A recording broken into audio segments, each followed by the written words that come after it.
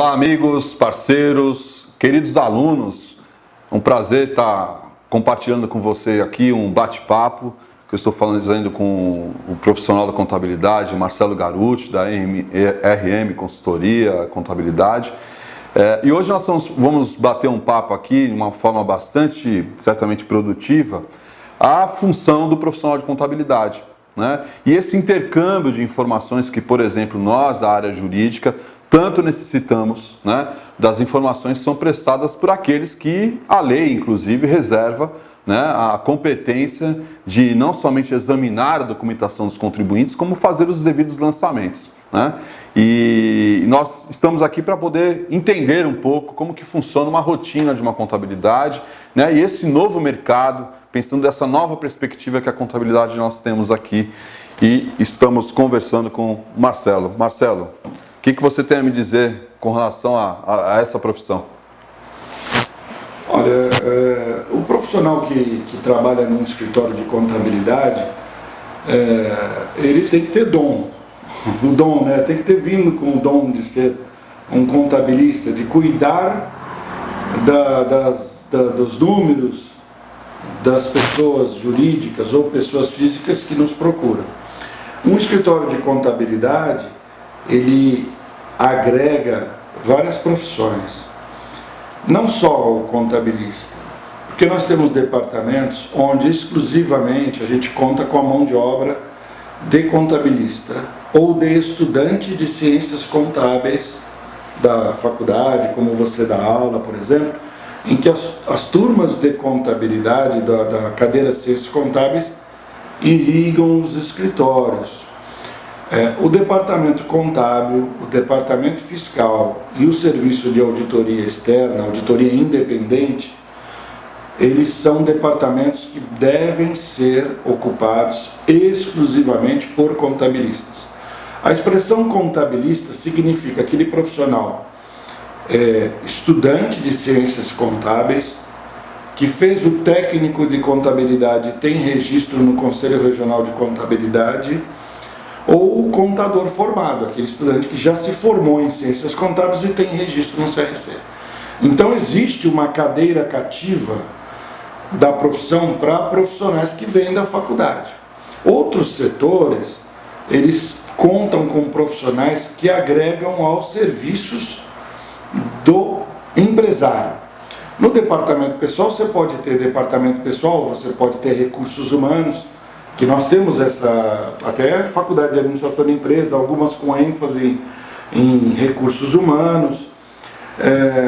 Você tem na área de legalização de negócios, onde você pega um contrato social de uma empresa, submete ao advogado para ele validar o contrato e verificar se ele está corretamente formatado do ponto de vista jurídico, dentro das regras do Código Civil ou da Lei das Sociedades Anônimas.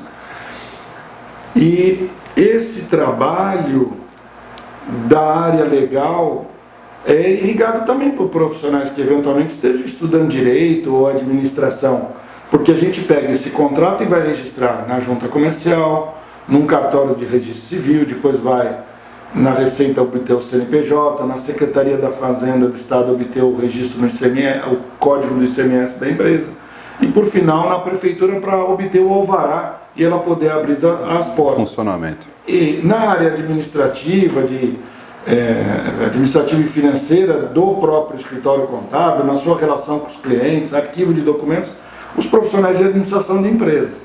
Então a gente tem essa capacidade de agregar vários profissionais. Multidisciplinar.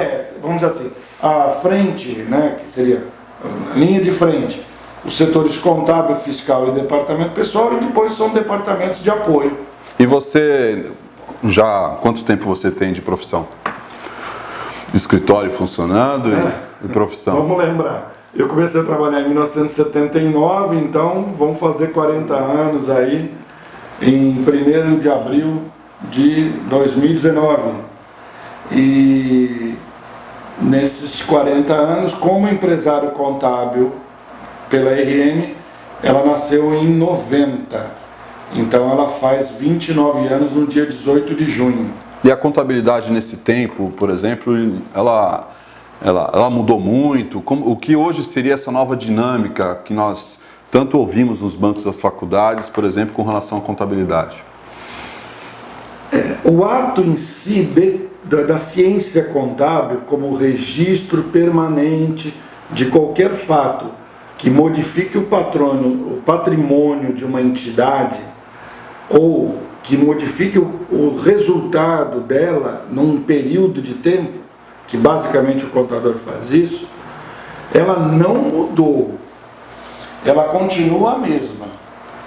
A única coisa que acontece é que em 1979 nós começávamos a ter os primeiros computadores e programas de contabilidade, quando eu comecei a trabalhar como office boy. Caramba! E hoje, se você falar num livro diário à mão, que você pode fazer um livro, escriturar um livro diário à mão, tem que ser para empresa de pouquíssimas operações, muito simples. Aquela contabilidade, de repente, de uma entidade sem fim lucrativo que tem aí 10, 20 lançamentos por mês. No nosso escritório, se a gente pegar esse tipo de cliente, a gente vai fazer para o computador, porque não tem essa dinâmica. Porque o resto é tudo informatizado e de uma maneira integrada. O que antes você recebia uma nota fiscal, olhava a nota, escriturava no livro, com caneta tinteiro, guardando do lado um potinho com álcool, cândida, com um bata-borrão, para se você escrever um número errado, você colocar lá, pingar e fazer a número correção. errado, secar, e depois escrever com uma caneta esferográfica o número correto. Hoje no computador você vai lá e corrige a informação que sequer você digitou, porque essa nota hoje ela é um arquivo eletrônico que vem por e-mail. Quase, para se ter um programa de apuração fiscal hoje em dia, você vai ler esse arquivo chamado arquivo XML e a nota vai estar escriturada. O que vai restar fazer? Pegar aquela nota que foi escriturada e dizer qual é a aplicação dela. Ela vai ser uma mercadoria para revenda? Ela vai ser um ativo fixo? Ou ela é um material de consumo? Então, por exemplo, numa concessionária de automóveis, ela compra um veículo. Aí, se eu contabilizar direto para estoque, pode estar errado. Pode ser que aquele veículo seja para test drive. É um ativo dela. Então, veja, é um ativo permanente. O profissional da contabilidade hoje está trabalhando com a interpretação da documentação. A interpretação da documentação sempre esteve presente. O que o computador ajudou foi o quê? A agilizar o input dos dados. Sim. A capacidade analítica de interpretação, de aplicar o conhecimento àqueles documentos, ela é que tem que estar presente. Então, hoje, o profissional de contabilidade, ele vai deixar de ser, ele já deixou de ser um profissional braçal de volume para ser um profissional de uma visão analítica, de uma visão de capacidade de conhecimento e ver naquelas centenas, dezenas ou milhares de notas emitidas, aquela que saiu do normal, aquela que não é a rotineira, eventualmente aquela que está errada a emissão da nota, ou que foi emitida a nota para si próprio, se você for uma operação de compra e venda, onde essa mercadoria chegou para você e a nota está errada do fornecedor. Então, hoje em dia a gente tem que treinar o profissional muito no conhecimento, né? E esse é um grande desafio, né? E aí talvez... O débito e crédito é a coisa mais simples que tem que aprender. Com certeza. O contador faz o quê? Debita e acredita. Mas ele tem que conhecer muito de legislação tributária, sim, muito de legislação trabalhista, ele tem que conhecer muito de estatística, de matemática financeira. Aí, se ele souber um pouco de débito e crédito, até é bom. É um profissional multidisciplinar. Mas uma coisa que eu entendo até como um desafio, tanto na minha área jurídica tributária, e pelo seu relato a gente percebe isso, é justamente por conta da demanda apresentada pela administração, pelas administrações tributárias, né?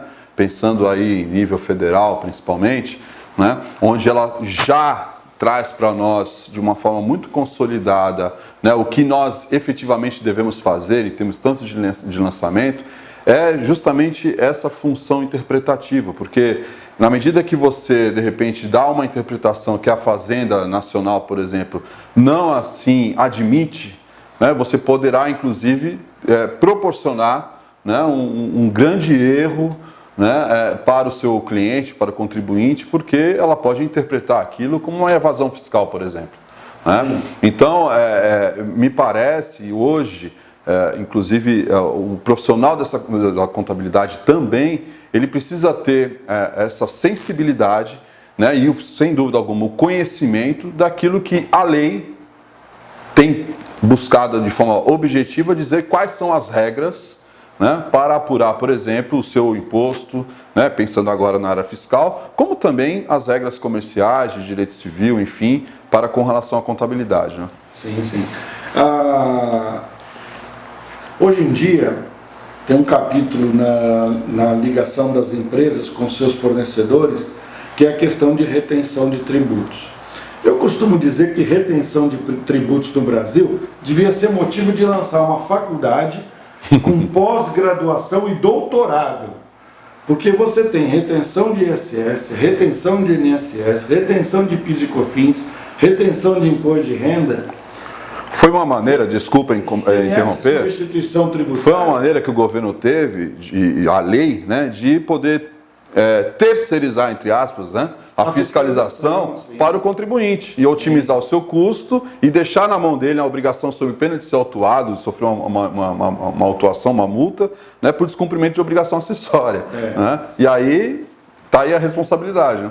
Porque na medida que há a relação de pagamento e recebimento, na medida que isso aí é gravado com algum tipo de antecipação de tributo do contratante, por conta do pagamento do contratado, isso tudo é reportado ao fisco e os cruzamentos de dados da Receita Federal. Temos de um país onde o governo federal importou um supercomputador americano e tivemos que defender a importação no Senado americano, dizendo que a gente não ia usar o computador para fazer bomba atômica. O supercomputador nós iríamos usar para cruzar toda a questão tributária do nosso Brasil, porque nós, e o Senado americano aprovou, a Receita Federal, o governo federal comprou esse supercomputador. Ou seja, chegou lá para os americanos e falou assim, olha, no Brasil a gente precisa de um supercomputador, porque nós temos 220 milhões de potenciais sonegadores, são todos desonestos. E nós aqui em Brasília precisamos cruzar todos os dados, senão eles não pagam impostos nenhum. Nós já percebemos que a realidade é um pouco diferente, né? Eles fazem todo esse cruzamento, amarram todo o baixo clero, né? Toda a população, e Brasília vive a ilha encantada do tudo pode. É verdade. E cabe a nós destruirmos essa relação em que nós, sociedade contribuinte, somos taxados de maneira absurda em termos de impostos e é impingida a nós obrigações relevantes para se cumprir esses impostos, tanto que é uma reivindicação da Confederação Nacional da Indústria e do Comércio, a simplificação do processo de apuração dos tributos, que chega a consumir cerca de 10% da despesa administrativa da empresa, com os seus departamentos tributários, para a interpretação das várias legislações, principalmente quando o comerciante atua no nível nacional. Aí ele realmente está na selva de pedra. São 27 estados com legislações distintas e que viram um inferno, um pandemônio no seu departamento tributário para ele cuidar das lojas dos 27 estados. Né? Eu costumo dizer que nós temos um Brasil que a estrutura jurídica da Constituição construiu 28 países, o Brasil e 27 estados. E, respectivamente, com seu custo, o elevado custo que justifica, entre aspas, né, essa exorbitante cobrança tributária. Né? Agora, nós conversando sobre esse perfil do profissional contabilista e a sua multidisciplinariedade, né, da sua formação técnica, né, e científica, fica para ele também uma apreensão de ter uma noção exata das pretensões que o governo tem, né, desse profissional, né? O que o governo, o que a lei especificamente espera desse profissional, né? Eu gosto até de sempre lembrar aos meus alunos com relação à questão da responsabilidade tributária. Muitas vezes, como já vi em casos judiciais mesmo, ser reportado a um profissional contábil por ter se equivocado no lançamento. O que eu questiono muito, porque o fato gerador não é uma responsabilidade, não foi praticado pelo profissional da contabilidade, mas mesmo assim, né, a interpretação, por exemplo, do judiciário tem levado a um profissional, né, com todos esses desafios também assumir uma responsabilidade que muitas vezes não é dele, né? Ele somente está registrando fatos pelo qual foi reportado a ele pelo seu cliente, pelo seu contribuinte. O que você tem a me dizer sobre isso, Garuti? Veja, o escritório de contabilidade, acho que tem duas diferenças aí importantes. Se o profissional contabilista ele é residente da empresa e ele está na alta cúpula da empresa, no sentido de que ele se reúne com a diretoria, ele participa das informações e da tomada de decisões, muitas vezes com o cargo de controller, por exemplo, sim.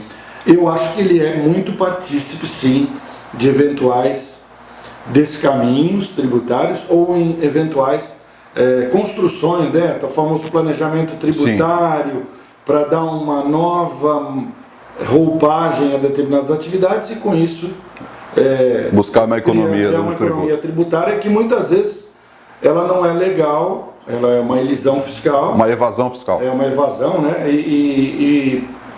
Então, do profissional do escritório externo. Sim. No escritório externo, ele recebe uma massa de dados e informações e ele não está em loco vendo acontecer, se aquela venda efetivamente aconteceu, se aquela prestação de serviço ocorreu ou não, ou se foi uma lavagem de dinheiro. Sim. Então, diminui a responsabilidade, vamos colocar entre parênteses, mas a lei, você como advogado sabe bem, não diz, o contador residente é diferente do contador terceirizado. Ele fala do profissional contábil. Lá, quando eu tenho que entregar hoje em dia o livro diário e razão, que tem que ser eletrônico, vai espetar o ECPF,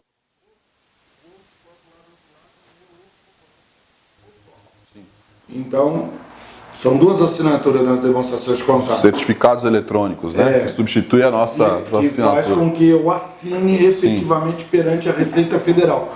Então a responsabilidade é direta, qualquer que seja a empresa, seja uma empresa, a maior empresa brasileira ou a menor empresa, está no lucro presumido, está no lucro real, ela vai entregar a escrituração contábil digital. E a gente está ali à frente. E para isso, realmente, eu acho que o que é necessário observar por parte dos empresários na escolha do profissional é a formação dele. Sim. Por que a formação? Porque ele tem, todo profissional de contabilidade com uma boa formação dentro desses campos que eu comentei para vocês, ele se adapta a ser o empresário, o contador daquele negócio.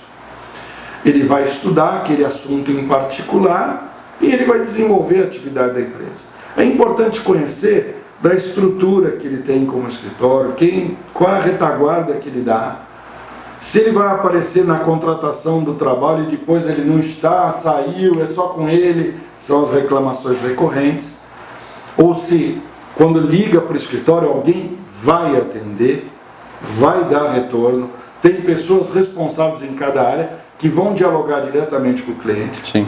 E se o profissional é um profissional próprio da empresa, o currículo, onde ele trabalhou, quais foram as experiências, porque se tem muito que contribuir com o empresário. Eu acho que a grande maioria dos empresários subutilizam o nosso conhecimento.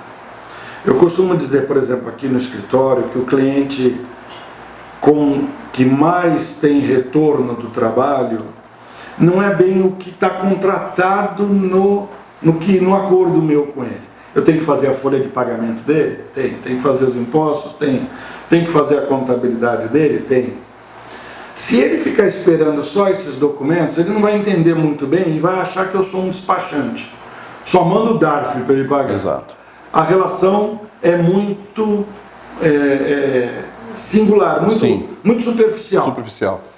Se esse empresário troca ideia com o contador ou com as lideranças do escritório, olha, eu quero fazer um novo negócio, eu quero desmembrar, o que você acha disso? Porque muitas vezes chega o prato feito para nós. Ele já mudou, ele já criou uma filial, ele já tem um trabalho, uma parte. Tem um trabalho preventivo mesmo, então, né? Se o empresário se conscientizar que a nossa formação nos capacitou para interpretar patrimônio da empresa e as variáveis do resultado, lucro, prejuízo, por que deu lucro, por que deu prejuízo, deu lucro porque o custo dele está muito alto ou a despesa administrativa está muito alta? Deu prejuízo porque o custo dele é alto ou porque a despesa é alta? Ele está tendo uma retirada maior do que ele pode na empresa? Essas análises o contabilista tem como fazer. Então eu acho que a dica é essa, interagir com o contador. Até mesmo antes dos fatos geradores acontecerem. Se for fazer qualquer tipo de reorganização societária ou dos negócios, compartilhar com o seu contador. Ele tem, por juramento, o ofício de guardar sigilo da informação que ele conhece. Então ele vai mudar de uma empresa para outra, mas ele não pode revelar fatos. Estando sob sigilo, que pode fazer com que a gente perca o nosso registro profissional, ele tem em cima de si a capacidade de ouvir, como um padre, né, os pecados cometidos, né, e em cima disso orientar o empresário, né, para que ele possa saber medir como é que está o negócio dele e, eventualmente, quais os riscos que ele está correndo. Esse ponto, Garuti, eu acho muito importante a gente dar um destaque. Hoje, por exemplo, o Conselho, né, o CARF, o Conselho de Contribuintes, né, o Conselho de Arrecadação dos Tributos Federais, que é um órgão vinculado ao Ministério da Fazenda, tem interpretado que a possibilidade de um planejamento tributário, um dos critérios, né, que tem se admitido é justamente você ter a demonstração de que houve sim uma consulta a um profissional da contabilidade, a um profissional jurídico tributário, né, antes mesmo da ocorrência do fato gerador, né, demonstrando a boa-fé na análise da interpretação da lei, na análise da interpretação dos fatos econômicos e sociais que ensejarão o lançamento. O que muitas vezes acontece é que geralmente o profissional da contabilidade e jurídico é acionado depois, né, que as coisas... A gente é convidado para legitimar o que a pessoa fez. Apagar o incêndio, né? Nós não somos bombeiros, né? Então é importante, né? Você vai ver que certamente os honorários que é pago ao seu profissional da contabilidade ou jurídico, ele vai até ficar mais barato sob o ponto de vista de otimização mesmo, né, do conhecimento que aquele profissional tem a oferecer a você, né? Ou seja, procure antes, né, de pensar em fazer o seu negócio, seja qual o tamanho do negócio for, né? Seja um microempreendedor individual, né, ou até mesmo uma multinacional, né, que declara os seus resultados com base no lucro real, enfim.